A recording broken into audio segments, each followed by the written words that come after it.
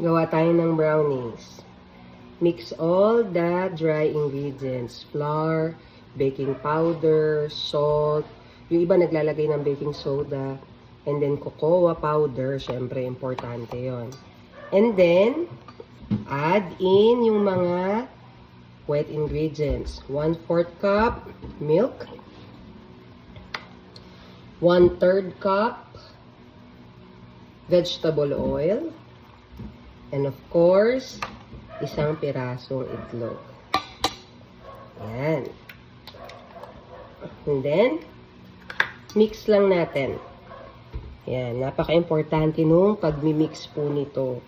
Kasi kailangan halong-halo siya para ma-incorporate lahat ng ingredients.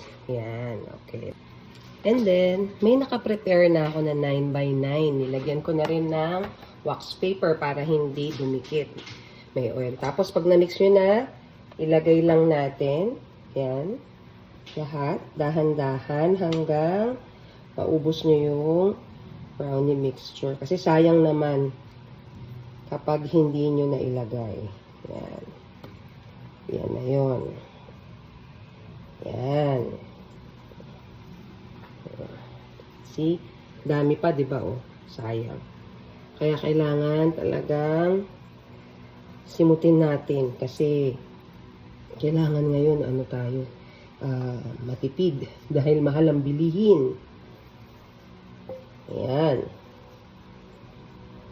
Lagay lang natin siya. Hindi naman siya ganun ka thick yung texture, pero yung consistency, pero thick pa rin ng kaunti. Ayan. Okay? Pagkatapos, importante is i-ano nyo lang siya. Ayan. Tap lang na ganyan para mawala yung bubbles. Minsan kasi yung bubbles hindi rin maganda yun pag nagbe-bake tayo. May mga cake na nangangailangan ng bubbles, pero meron ding hindi. Sa brownies, para sa akin, mas maganda yung walang bubbles para fudgy siya. Ayan. Tapos, pwede kayo maglagay ng nuts, pwede kayo maglagay ng, anong tawag dito? Chocolate chips. Yan, pwede rin maglagay ng dried fruits. Pero ako, I prefer caramel. Meron na akong biniling caramel. Ito. So, I'm opening the oven now, na preheated na po, na 10 minutes. And then, ito na yung brownie butter natin. Ilalagay natin siya sa gitna. Ayan. So, check na po natin kung okay na using a cake tester. Ayan. Okay. So, pwede na siya. Pag ganyan, medyo okay na, pero a little bit more.